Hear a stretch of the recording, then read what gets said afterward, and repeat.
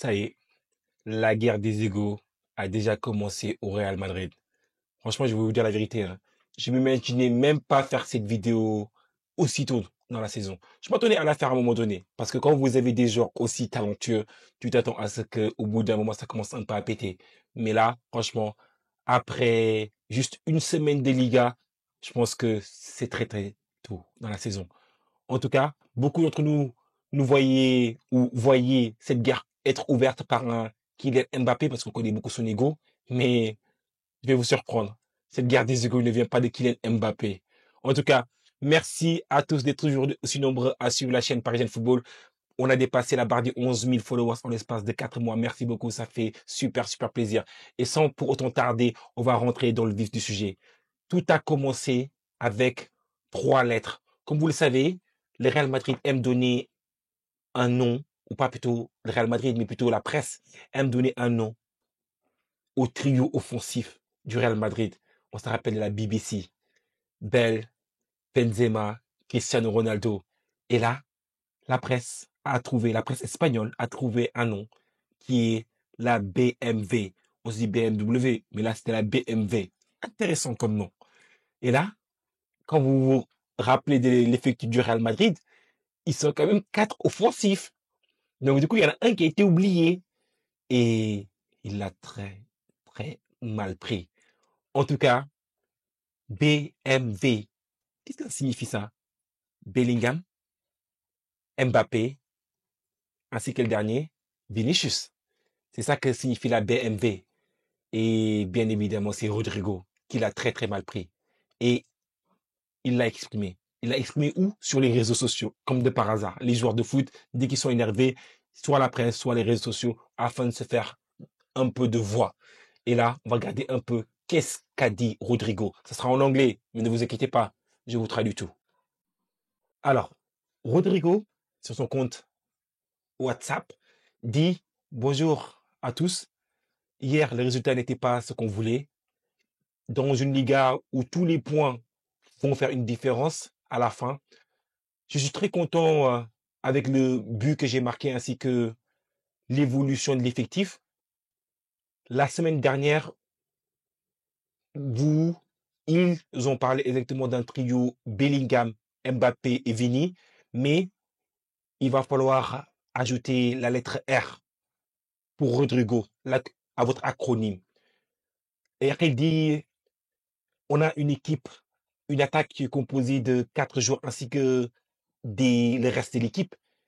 Chaque élément a son importance durant les différents matchs et va montrer aussi sa capacité ou sa valeur durant les différentes compétitions auxquelles on va prendre part. La semaine exactement sera pleine de beaucoup de travail jusqu'au prochain match au Bernabéu. Et là, ça, la presse s'y est donné à cœur joie de ce message de la part de Rodrigo.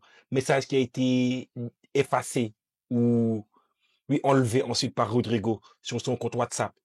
En tout cas, c'était déjà trop tard parce que le bruit était déjà parti. En tout cas, la team, on va analyser un peu le contexte.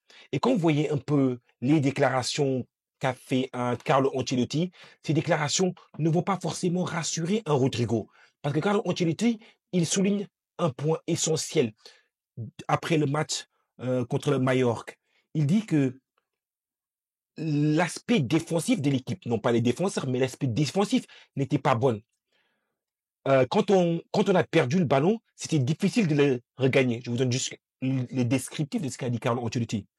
Il critique un peu et il dit qu'ils doivent s'améliorer à la perte exactement de la balle. Il identifie un peu le problème et pose la bonne question. Parce qu'on le savait, durant la vidéo que je vous ai faite après la victoire du Real Madrid face à l'Atalanta sur le score de 2-0, malgré exactement qu'il y avait des belles choses qui ont été démontrées par le Real Madrid, je soulignais également les problèmes éventuellement à venir et la capacité du Real Madrid éventuellement à pouvoir mettre le collectif au-delà de tout, le collectif au-dessus de chaque individualité. Et après, il dit, en fait, les attaquants, ils attaquent et parfois, exactement à la perte de la balle, ils ne sont pas accompagnés par les milieux. Et ce qui fait que l'espace entre nos joueurs, elle reste quand même assez importante. Mais ça, on le savait, Carlo. On savait que en alignant exactement 4 éléments offensifs, que tu allais avoir exactement un déséquilibre. D'autant plus qu'on sait qu'un Bellingham, même s'il joue exactement au poste de milieu de terrain, donc je vais vous montrer la composition d'équipe, il faut savoir qu'il est il joue un rôle important dans l'apport offensif parce qu'il aime se projeter vers l'avant. Et en se projetant vers l'avant, il laisse un déséquilibre derrière. Ce qui fait que quand vous devez défendre à 2, demandez exactement au Paris Saint-Germain, on l'a connu ça, ce n'est pas la même chose que de défendre exactement à 3. Ça crée exactement un déséquilibre au milieu de terrain. Et si vous avez des joueurs de ballon en face, comme vous avez exactement des joueurs de ballon au sein de cette liga-là, ça va vous faire mal au bout d'un moment donné. Et si vous n'êtes pas là tous à vous donner les uns pour les autres, ça va créer des espaces dans le dos. En tout cas, le problème est identifié, on sait tout de suite, tous nos yeux vont exactement vers le même joueur parce qu'on sait que c'est lui qui risque de sauter. Et le joueur, on sait que un Bellingham ne sautera pas. On sait qu'un Mbappé, vu l'investissement, vu exactement son apport commercial au sein de cette équipe du Real Madrid, parce que il faut savoir que le maillot du Real Madrid, enfin le maillot du Real Madrid et le maillot du Real Madrid avec un Kylian Mbappé derrière, ça a des ventes qui sont absolument astronomiques. C'est-à-dire que les ventes de maillots, ce sont même tous les maillots étaient vendus avant même la présentation. Ça montre exactement comment Mbappé ainsi que Real Madrid, c'est deux marques qui vont faire exploser le marketing. Donc du coup, Mbappé ne sautera pas. Vinicius, alors là, futur ballon d'or sûrement, vous le voyez encore moins sauter. On est bien d'accord. Et donc du coup, ça fait qu'il y a une seule place que vous voyez sauter, c'est la place de Rodrigo. Et donc, du coup, on comprend un peu la frustration qui a été émise par Rodrigo qui voit éventuellement tout ça venir.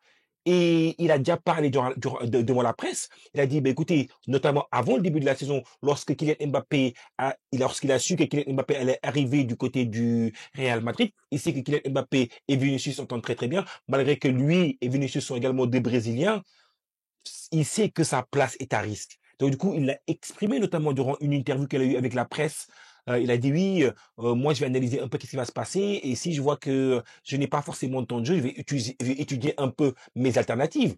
Et donc du coup, en disant cela, il a ouvertement dit que si il voit que sa situation, elle devient moins bonne que ce qu'elle est actuellement, il va rechercher exactement d'autres opportunités et devoir partir du Real Madrid. Et afin de pouvoir contrecarrer ce problème, Carlo Ancelotti lui fait plaisir actuellement. Il le met dans toutes ses équipes parce qu'il veut compter sur Vinicius la saison prochaine.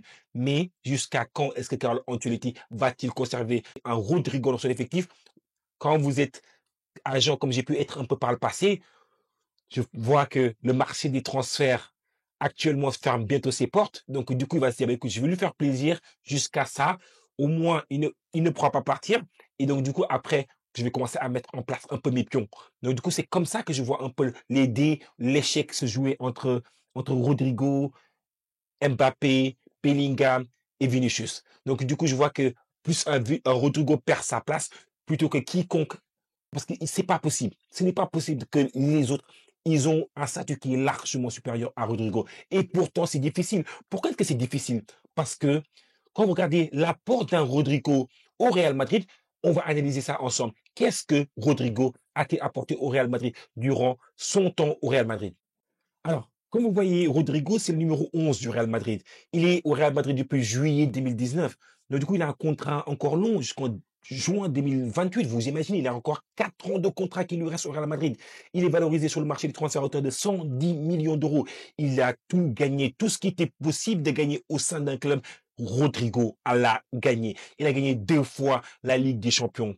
Le mondial des clubs, il a gagné à une reprise. Il a également gagné la Ligue espagnole à 3 reprises. Il a gagné également la Super Coupe d'Europe à 2 reprises. Il a également gagné la Coupe d'Espagne à une reprise. Donc, du coup, il a tout gagné. Tout ce qui était possible de gagner, il l'a gagné. Et en plus de ça, Rodrigo, il s'est évolué à l'ensemble des postes de l'attaque. Et les gauches et les droits, mais également dans l'axe. Il s'est évolué à tous ces postes-là.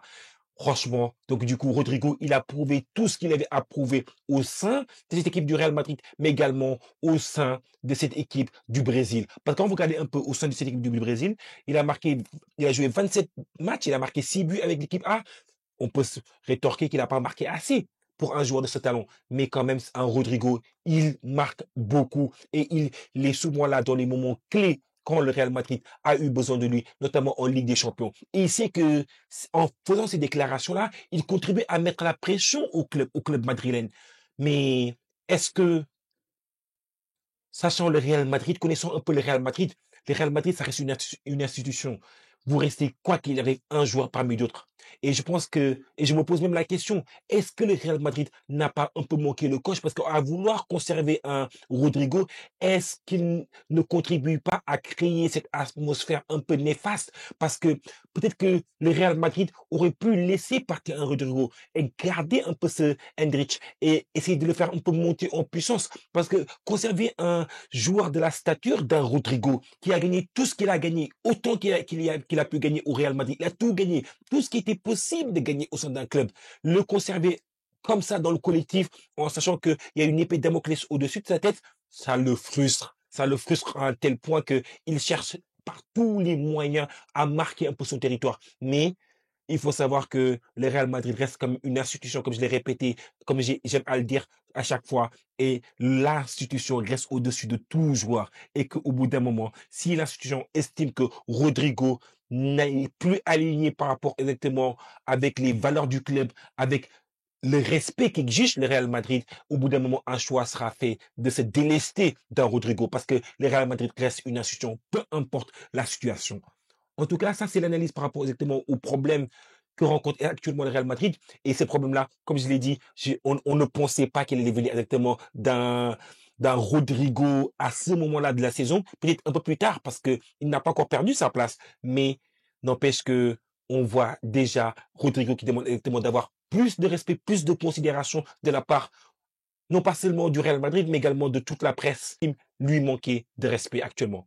Maintenant, ce qu'on va faire, c'est qu'on va commencer aussi à continuer cette partie analyse pour revoir un peu quelle est la performance de Rodrigo durant ce premier match exactement des Ligas, mais également quelle est la performance qu'a réalisé le Real Madrid.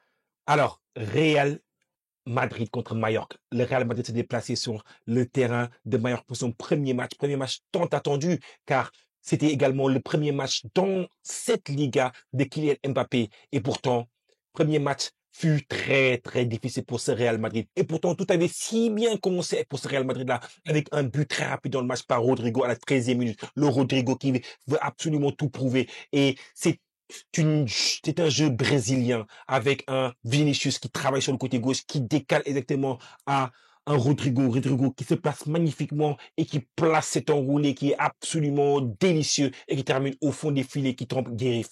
Mais avant ça, on va quand même aussi voir un peu cette composition d'équipe parce que le Real Madrid s'est présenté exactement en 4-3-3 avec un Courtois au but, un Mendy en tant que défenseur gauche, Carvalho défenseur droit. Dans l'axe, il y avait Rudiger, Militao. Devant eux, il y avait trois milieux de terrain qui étaient composés essentiellement de Bellingham, qui redescend dorénavant d'un cran, accompagné également d'un Chouamini, Valverde. Milieu offensif gauche, comme d'habitude, un poste qui est absolument imprenable par rapport à la performance qu'il réalise un Vinicius Junior. Vinicius Junior et milieu offensif gauche. Milieu offensif droit, c'était un Rodrigo et accompagné d'un numéro 9 qui était Kylian Mbappé. Kylian Mbappé, on sait que c'est pas un poste de prédilection pour lui, mais c'est un poste auquel il est forcé de jouer de par exactement l'observation de beaucoup d'entraîneurs. Beaucoup d'entraîneurs l'ont estimé, notamment dont un Luis Enrique, dont un entraîneur tel que Carlo Ancelotti qui estime que un Kylian Mbappé, il représente moins de risques au poste de numéro 9 qu'il représente de risques au poste de d'ailier gauche parce que il ne défend pas bien, il ne sait pas bien défendre, il ne défend absolument pas et cela crée exactement un déséquilibre au sein d'un collectif. Donc du coup, quand on voit exactement ce début de match, but de la part de Rudico, le Real mène un but à zéro, donc du coup on se dit que ça va être peut-être une promenade de santé parce que mener 1-0 au bout de la 13e minute, on se dit bah écoute, là c'est quand même très très bien parti. Mais quand même, avec cette équipe de Mallorca qui joue bien au football, cette équipe de Mallorca quand même qui est présent et qui fait quasiment pas jeu égal en matière de possession, mais jeu égal dans les opportunités de pouvoir marquer, mais également jeu égal dans la capacité à avoir des tirs cadrés. Et là, le Real Madrid n'arrive pas à trouver la solution malgré les opportunités qui s'enchaînent pour un Kylian Mbappé qui se heurte à Graves, le gardien de but de Mallorca qui arrête les opportunités de Kylian Mbappé, malgré que les opportunités ont été déviées, mais Graves est toujours présent afin de pouvoir faire le travail. Et c'est l'un des hommes à retenir pendant ce match-là. Donc, du coup, retour des vestiaires, 53e minute. C'est généralement le moment où les entraîneurs n'aiment pas encaisser de but. Les entraîneurs n'aiment pas encaisser de but tout court. Mais avant le retour, enfin, avant de partir directement dans les vestiaires et après de revenir, d'être juste revenu dans les vestiaires, c'est les moments clés dans un match où il faut être concentré pour éviter exactement de faire des erreurs. Et la 53e minute. Et c'est une fois encore un Kylian Mbappé qui est au marquage de l'un des meilleurs joueurs de tête de cette équipe de Majorque, qui est Mouriki, et Mouriki qui se qui trompe au marquage Kylian Mbappé. Parce que Kylian Mbappé, il observe. Vous voyez qu'il n'est pas un défenseur, qu'il ne sait pas défendre. Au début, c'est lui qui est au marquage, puis lui, il le relâche, puis il se met en position d'observateur. Alors que son but est de l'autre côté, hein, mais il se met en position d'observateur de son but. C'est le geste typique exactement de l'attaquant ou de milieu offensif ou de l'attaquant qui ne sait pas défendre. Donc du coup, il observe exactement Mouriki qui place cette tête absolument belle, qui trompe exactement un Thibaut Courtois qui ne peut rien faire sur ce but-là. Donc du coup, Mallorca revient sur le score de 1 but partout. Et franchement, le Real Madrid tente par le biais d'un Kylian Mbappé également, notamment exactement aussi cette frappe qu'il met, qui passe un peu au deuxième poteau et que Rodrigo n'arrive pas à mettre au fond des filets. Et donc du coup, le Real Madrid termine ce match, premier match qui était absolument frustrant sur le score de un but partout. Mais cependant, on peut dire qu'en fin de match, Mallorca aurait pu marquer ses deuxièmes buts. Donc du coup, c'était parfois un peu un match nul heureux pour le Real Madrid. Quand on regarde un peu les statistiques de ce match-là, on voit que Mallorca tire 12 fois au but, le Real Madrid tire 13 fois au but. Donc du coup, il y a un tir de plus pour le Real Madrid. En termes de tirs cadrés, ça, là, c'est l'élément essentiel. Les deux équipes ont tiré autant de fois, cadré autant de fois. Donc, du coup, le Mallorca a cadré 5 fois et le Real a cadré exactement 5 fois. En termes de possession, là, le Real, vous savez que le Real est largement au-dessus de Mallorca en termes de qualité technique. Donc, du coup, il y a eu 67% de possession pour le Real Madrid contre 33% de possession exactement pour cette équipe de Mallorca. 667 passes réussies pour cette équipe du Real Madrid contre 322 pour cette équipe du Mallorca. Et en termes de qualité de passe, les passes réussies, 89% côté Real Madrid, 82% côté Mallorca. J'aime à vous répéter que 80% pour moi c'est le minimum quand tu veux voir exactement un match de qualité. Ce qui prouve que ce match-là a été un match de qualité. En termes de fautes, l'équipe de Mallorca a fait plus de fautes, 11 fautes contre 6 du côté du Real Madrid. Et ce carton rouge bêtement obtenu de la part de Ferland Mendy qui a un peu pété les points à 97e minute, 90 plus 7 minutes de temps additionnel. Et donc, du coup, maintenant, cela met un peu le Real Madrid un peu en retard dans cette Liga. Dans cette Liga que Rodrigo dit que ça va être chaque point compte dans cette Liga parce qu'on sait que le Barça, on sait que certaines équipes ne laisseront pas derrière des points. Notamment, on sait que le Barça s'est renforcé, notamment avec l'arrivée de Olmo, ainsi que Lamine Yamal. Ils espéraient avoir un Nico Williams, mais Nico Williams, pour l'instant, il souhaite rester exactement dans son club actuel. Donc, du coup, là, on voit que Barcelone a pris un très très bon début avec une victoire et 3 points exactement. Donc, du coup, c'est un début qui était intéressant de la part de Barcelone et le Real Madrid accuse déjà un retard de 2 points. Donc, du coup, il ne faudra pas traîner parce que malgré que cette équipe, malgré que ces joueurs, malgré qu'ils viennent tout juste d'arriver, notamment on a un peu un Mbappé qui vient d'arriver, donc du coup, ça va lui prendre aussi un peu de temps. Donc du coup, le côté positif, malgré un peu d'avoir dressé un tableau un peu noir, le côté positif, c'est que c'est des points de retard sur le Barça, oui, on sait, mais cette équipe, elle vient tout juste d'être assemblée avec un Kylian Mbappé qui a également besoin de prendre ses marques. Donc du coup, il faut voir un peu le positif dans tout ça. Donc du coup, avec le temps, je pense que les joueurs vont apprendre à jouer les uns avec les autres.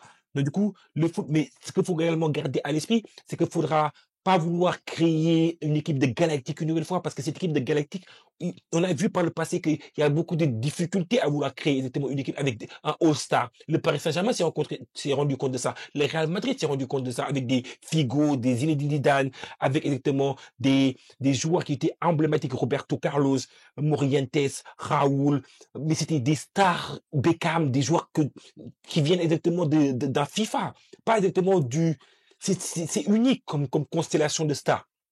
Et le football t'a montré que parfois, en voulant construire exactement une constellation de stars, parfois, tu vas le payer parce que oublies un peu que le football, c'est un collectif, c'est une harmonie, c'est-à-dire que ce sont des joueurs qui doivent, c'est un puzzle. C'est un puzzle comme aime exactement à le dire un peu enfin, le directeur sportif du Paris Saint-Germain, Luis Campos. Donc, du coup, il faut que les pièces exactement s'emboîtent et s'emboîtent de manière à ce que les pièces dansent ensemble, les pièces se combinent ensemble afin de pouvoir réaliser la plus belle prestation. Et c'est que a su faire le Real Madrid par le passé. Et en ajoutant exactement ces stars que représente un peu un Kylian Mbappé, est-ce que le Real Madrid sera en mesure de délivrer un titre tant attendu? Cela reste éventuellement à voir. En tout cas, merci beaucoup d'avoir suivi la vidéo. Si vous avez suivi cette vidéo jusqu'à la fin, n'hésitez pas ici à suivre la chaîne, à mettre un petit like, ça aide au développement. Merci beaucoup et à très très bientôt. Si vous aimez ce type d'analyse, lâchez-moi ça, dites-moi ça en commentaire parce que ça vous donne également de la force pour pouvoir continuer. En tout cas, merci beaucoup la Dream Team. À très très bientôt pour des analyses toujours plus intéressantes.